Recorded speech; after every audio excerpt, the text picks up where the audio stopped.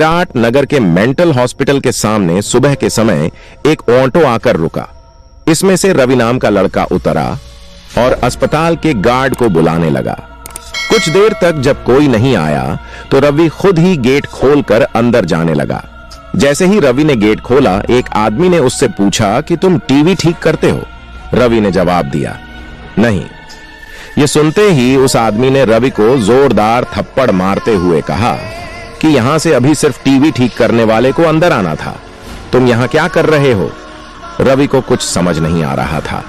थप्पड़ खाने के बाद उसका सिर भी चक्कर आने लगा, लेकिन किसी तरह खुद को संभालते हुए रवि ने कहा कि मैं यहां नौकरी के लिए आया हूं।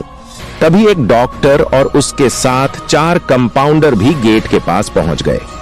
उन्होंने थप्पड़ मारने वाले इंसान को पकड़ लिया।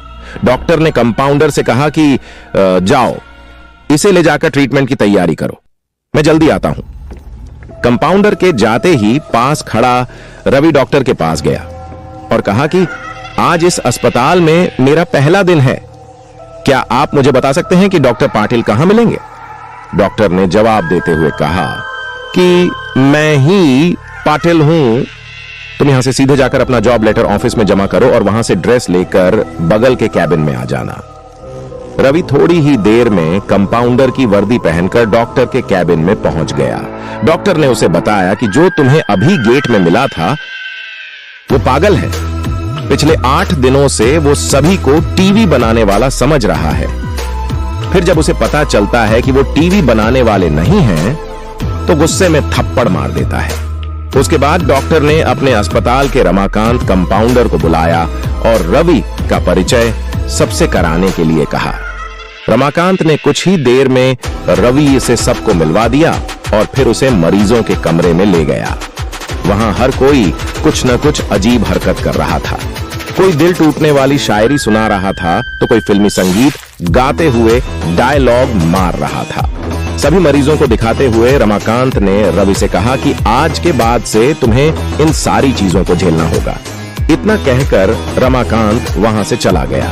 तभी रवि को पता चला कि उसकी नाइट ड्यूटी लगी है। दिन के समय आराम करने के बाद रवि रात को मरीजों की देखरेख में जुट गया। जैसे ही रात के 12 बजे तो सभी का चेहरा डर से पीला पड़ने लगा। हल्ला करने वाले मरीज भी चुपचाप से एक कोने में बैठ गए। यह सब देखकर रवि को बड़ा अजीब लगा। उस दिन नाइट ड्यूटी में मौजूद डॉक्टर से रवि ने पूछा कि आखिर यह सब क्या हो रहा है, सब लोग इतना डर क्यों रहे हैं? डॉक्टर ने जवाब दिया, इस अस्पताल में रात 12 बजे के बाद भूत घूमते हैं। वो सारे भूत इसी अस्पताल के पुराने मरीज हैं जिनकी इलाज के दौरान मौत हो गई थी। तुम संभल कर रहना। रवि को भूतों पर विश्वास बिल्कुल भी नहीं होता था। उसने डॉक्टर की बात को हंसी में टाल दिया और अपना काम करने लगा। उसी रात रवि अकेले बाथरूम जा रहा था। तभी उसे लगा कि कोई उसके पीछे है। मुड़कर देखने पर कोई नहीं दिखा। कुछ देर बाद उसे फिर ऐसा ही महसूस हुआ। रवि ने सोचा कि भूत की बात उसके दिमाग में घूम रही होगी, इसीलिए उसे वहम हो रहा है। बाथरूम करके जब रवि बाहर आ रहा था तो उसे शीशे में लिखा हुआ दिखा कि आज तुम पागल हो जाओगे। रवि को लगा कोई उसके साथ मजाक कर रहा है, इसलिए उसने इस बात पर गौर नहीं किया और अपने काम पर लग गया। कुछ देर बाद रवि को एक तेज चीख सुनाई दी। वो दौड़ते हुए आवाज की ओर गया। जैसे ही रवि वहां पहुंचा तो एक पागल ने दरवाजा अंदर से बंद कर दिया। किसी तरह से रवि से उस दरवाजे को खुलवाया। दरवाजा खुलते ही उस पागल ने रवि को हवा में उछाल कर गिरा दिया। रवि इतनी जोर से गिरा कि उसकी पीठ में गहरी चोट लग गई। तभी एक जोर की हंसी रवि को सुनाई दी। वही पागल हंसते हुए बोला कि मैंने कहा था ना कि आज तू पागल हो जाएगा। रवि ने गुस्से में झल्लाते हुए कहा, पागल आदमी, तूने ये क्या किया? रुक, तुझे अभी बिजली का झटका देता हूं। पागल ने जवाब दिया, अस्पताल में मिलने वाले बिजली के झटके से ही तो मेरी मौत हुई थी। अब तू क्या मुझे कोई शौक देगा? अब मुझे इनका डर नहीं। इतना कहते ही उस पागल भूत ने रवि को एक हाथ से पकड़ा और दूसरा हाथ स्विच बोर्ड में डाल दिया। इस तरह से रवि को बिजली का इतना तेज झटका दिया कि उसकी चीखों से पूरा अस्पताल गूंज उठा। रवि की आवाज सुनकर अस्पताल में मौजूद नाइट स्टाफ दौड़ते हुए उस कमरे की तरफ आए। सबको वहां रवि बेहोश हालत में मिला। तुरंत रवि को मरीजों के बेड पर लेट आया। उसी दिन से रवि की दिमागी हालत खराब है। अब रवि अपने आप को उस अस्पताल का डॉक्टर समझता है।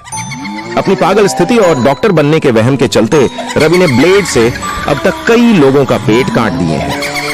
हर रात उस भूतिया अस्पताल से रवि की तरह ही चीखने की आवाज आती है और किसी न किसी को वो भूत रवि की तरह ही पटक देता है।